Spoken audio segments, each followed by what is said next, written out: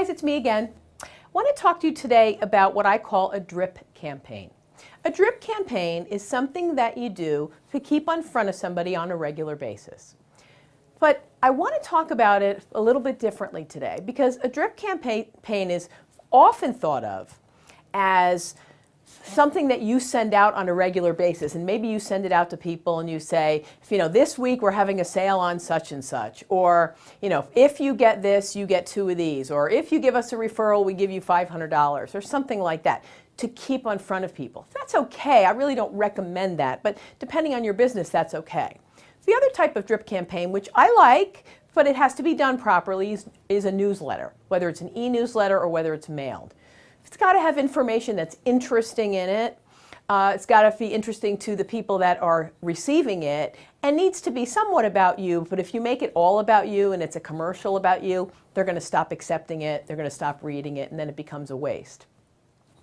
Most newsletters, I find, are too long. So I'll give you my own personal experience.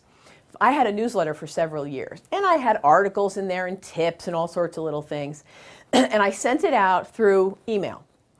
And you can go in, obviously there's a lot of email programs that do this, but you can go in and you can see how many people are actually reading your newsletter, and then how many people, if they are reading it, what are they clicking on? And there's all sorts of sophisticated programs that do this today. So when I would do that analysis internally, there was a whole bunch of people that would open the newsletter and read it, but there was a whole lot more that weren't opening at all. So after I noticed a couple of because I used to send it once a month, a couple of months of people that weren't opening it at all, I would email them. I had an email campaign that went to everybody that didn't open their email that said, look, I really appreciate you signing up for this, but obviously you don't have time or you don't have any more need. Please feel free to unsubscribe. I got very few unsubscribes. You know what people said? Oh, no, Greta, I don't want to unsubscribe. I just haven't had a chance to read it yet. Keep them coming. It made no sense to me. So maybe down the road they put them all together and then they looked at them. Okay, maybe, then I can't have time-sensitive stuff. It just didn't make sense to me. So I said, okay, what can we do here? Now, as most of you know, I have a different program now that's a weekly little short tip that you can watch in 2 minutes or 3 minutes and you can get out the door. That's what I do now, but that's not the reason that I'm talking to you about a drip campaign. That's an important thing, and I think you all should be doing something when it comes to that. Give people information about what you do, not selling them, but helping them.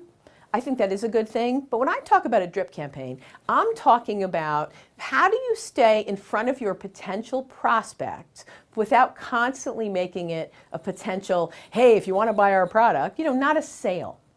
So there's several things that you can do, and here's some things that I'm going to recommend. First of all, who are the people that you send these to? Well, so I think what you do is, and again, there's some sophisticated email programs out there that'll do some amazing stuff all for you behind the scenes. I mean, I use a great one. If you want to know, you can email me and I'll tell you what it is. But the program that you can set up is you can have certain things. For example, let's say you have what I call an elephant client. An elephant client is a very large client. Maybe it's, Microsoft or IBM or, whoever, Ryder Trucks, I don't know. Some large company, so you've maybe met a couple of people in there, or some people, or you've gotten some names, but you can't get in. And you want to keep in front of them, but how do you do it? Well, a drip program is great for what I consider elephants, because you have to take little bits along the way, and then as you go further, you can make some different inroads. The other people are anybody you're targeting, any types of people that you're targeting. For example, if you target doctors, if you target small business people, if you target accountants, whatever you do, that's a good group of people to drip on as well. The other thing is past clients. If somebody has left you and gone to somebody else, or just left you, period, to be able to drip on them as well. There are also other categories here, but those are the most obvious ones. So when I say drip on them, what I mean is you need to be sending them things in the mail or email or whatever periodically, but it has to be things that they find of importance. Not you, them. And I know you think what you do is very important to them. That's not what I mean. I'll give you an example. I had 2 clients last year that were both hospices. They both were non-for-profit hospices. They had people that worked for them that were going out and meeting with the local doctors to share with them a little bit about what hospice was and trying to encourage them that if they did have somebody in that position, that, you know, what their hospice was about, and encourage them to bring them there. Everything's a business. So anyway, I had 2 clients for some reason at the same time that were both hospices. And what I did was I put in, I'm going to talk about Google Alerts in a minute, but I went ahead and made sure that I was searching for things that had to do with hospice. One day, there was a meeting that I saw about a woman who talked about, she was a speaker, she was speaking at just a local organization, and she was speaking about long-term care and assisted living and how important it is, and all of our parents are getting older and we're becoming the parents and all that. So I went to that and I thought it was very interesting. It had nothing to do with what I do, I just thought it was interesting. At the end, I bought her book. Now, why did I buy her book? I didn't buy it for me, I bought it for my 2 clients. So I bought 2 copies and I asked her to autograph them to each of them. I put them in a little, little folder thing that you get from the post office. And I sent it to him and said, I thought you'd really enjoy this. I saw this woman speak, very interesting, and I sent it off to them. They both were like, I can't believe that, that's so great, I've heard of her. That had nothing to do with me. That's what we're talking about with the drip campaign. Because I have to think about what are they thinking about. A drip campaign is, what are you putting in front of people that they think about? You know the old saying, what keeps you up at night? The things that keep them up at night, what are they worried about? What are they thinking about? And I guarantee you it's not whatever your product does.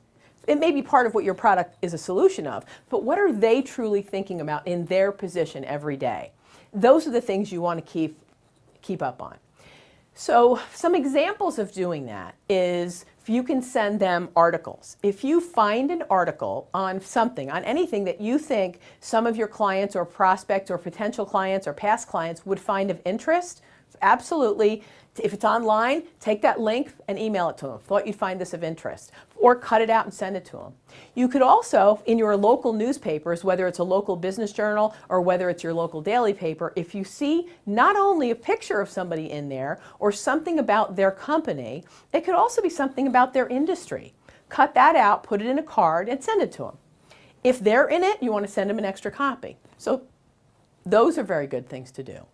What I do want to talk about, again, there's so much to do online today, it's almost overwhelming, but there are some things that are really, really helpful. And I have found Google Alerts very helpful. If you're not familiar with it, Google Alerts is something that Google will do for you for free. And all you have to have is a Google account. And if you don't have one, it takes like 12 seconds to set up. You go into Google and up to accounts, you sign in, put an email, a password, and once you sign in, there's a whole bunch of things that it can do for you. And there's a thing called alerts. So click on alerts, and anything you put in there, Google will sweep the web every day and email to you anything that matches your request. Now, a couple of recommendations. First, my name is Greta Schulz. First thing we always put in is our name. So I put in Greta Schulz. Everything Greta Van Susteren did came to me.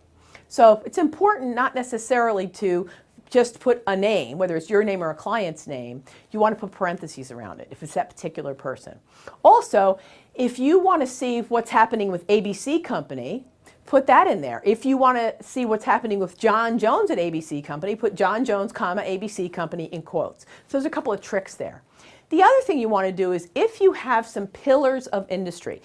For example, if you have some industries that you work more dominantly than you do others, if you work in the healthcare industry or if you do a lot in the insurance industry, whatever your clients are interested in, whatever their industries are, if in fact you have industry areas, put that information in.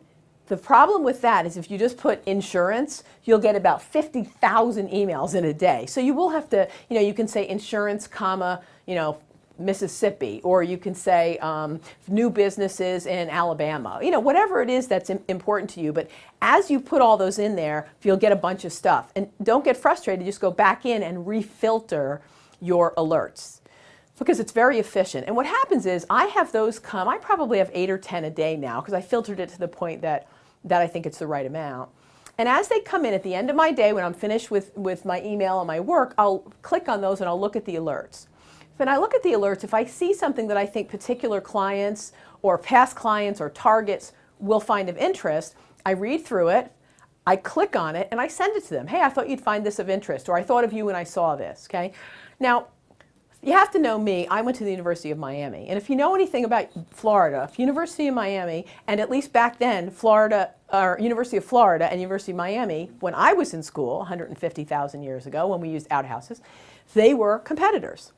So when I see something on University of Florida, I always give everybody a hard time. And if I see a thing on their wall that they said they went to University of Florida, I joke with them all the time about it. But what I also did for a long time was put in there, because University of Florida couldn't lose a game for a while, I put in there, University of Florida lost games. And when they did lose a game, I would send it to them and go, I just wanted to remind you in case you didn't see this. It depends on your relationship with the person, but you can do all sorts of things. You can do humorous things, but you have to be selective. Sometimes I get little humorous cartoons. Be very careful with politics, religion, and even things that are a bit off color, because you really don't know who you're talking to. So I think to stay away from that and stay business is a lot smarter. But even if you want to go to sports or something like that, that's okay. But you have to be a little bit careful.